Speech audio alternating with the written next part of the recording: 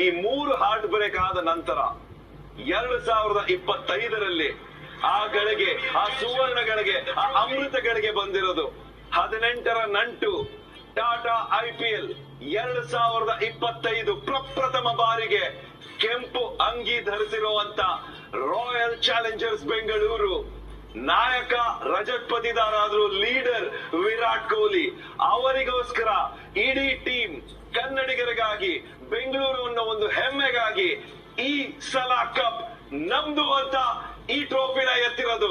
Tata IPL 2025ರ champions ಬೇರೆ ಯಾರು ಅಲ್ಲ, ಕೆಂಪು ಅಂಗಿ ಹಾಕೊಂಡಿರೋ royal Challengers Bengaluru.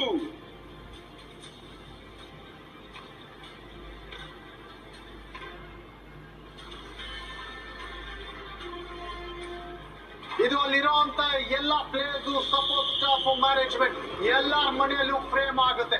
Champions in fact fans frame ಮಾಡ್ಕೊಂತಾರೆ ಮನೆಯಲ್ಲಿ. ಈ ಒಂದು ಚಾಂಪಿಯನ್ಶಿಪ್ ಗೋಸ್ಕರನೇ ವೇಟ್ ಮಾಡ್ತಾ ಇದ್ದಿದ್ದು.